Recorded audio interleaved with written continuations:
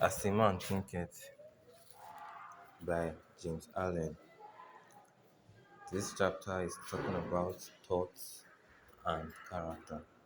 This chapter emphasizes on the fact that thought and character is what sums up the philosophy.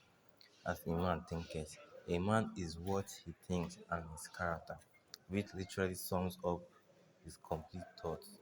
Every act or move a man makes, it is gotten from the seed of thoughts.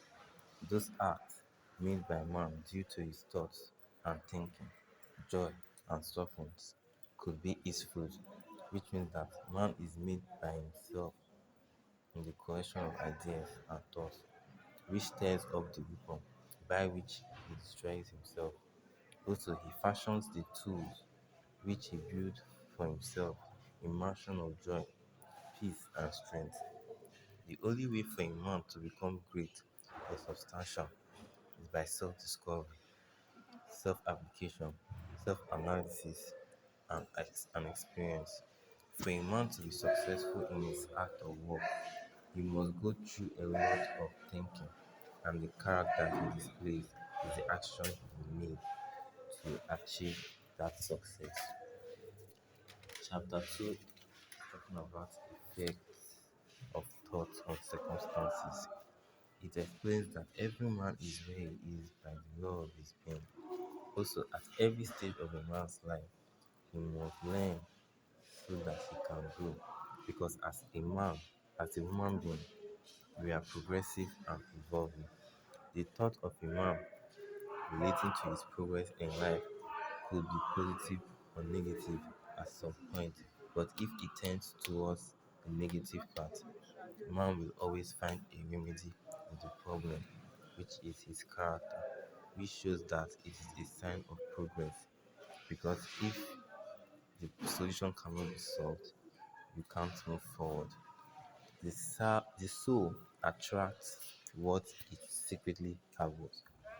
It could be what it loves and that which it fears. Good thoughts bear good fruits, and bad thoughts bears bad fruits.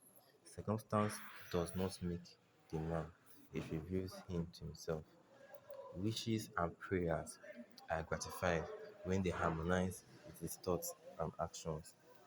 Men are anxious to improve their circumstance, but are not willing to improve themselves.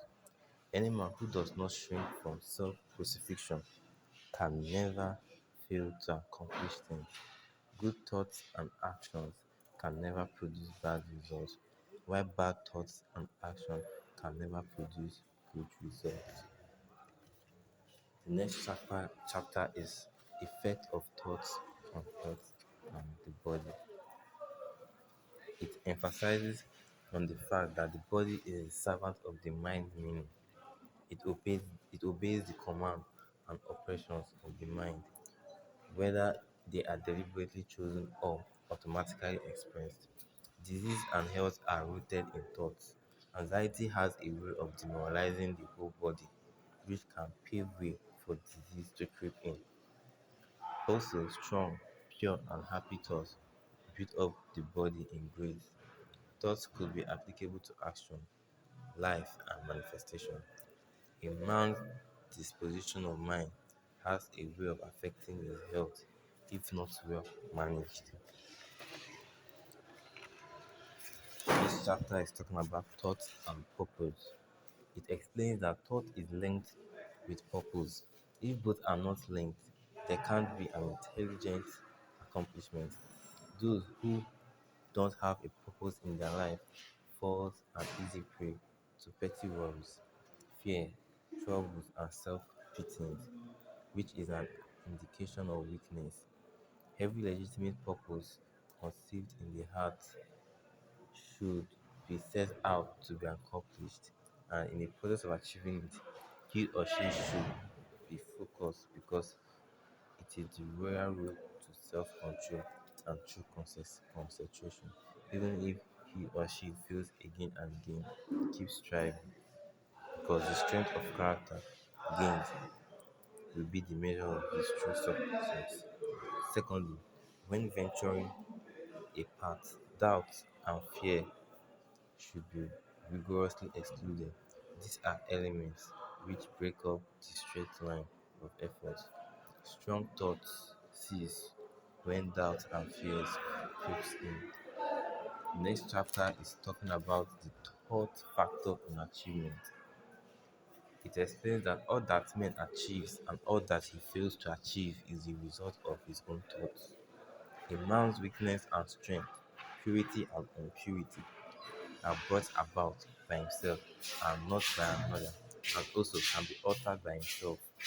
A strong man cannot help a weaker unless the weaker is willing to be helped, and the weak man has to become strong of himself.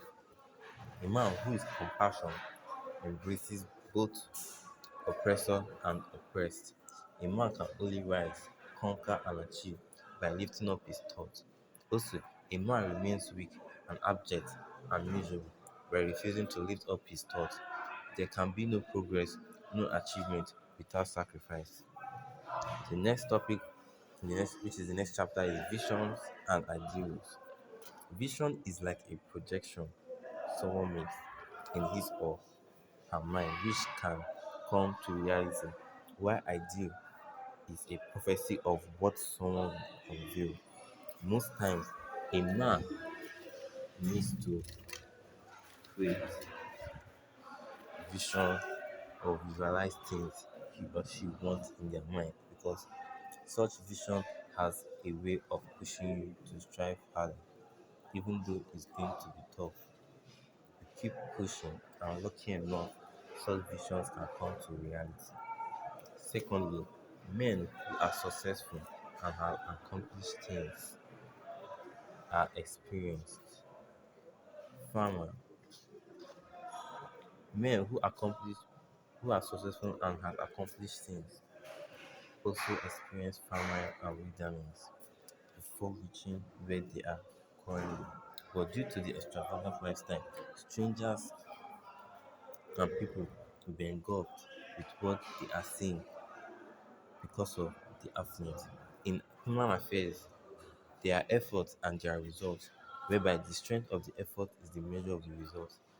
The last chapter is talking about seniority.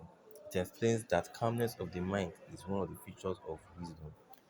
It has to do with having self-control.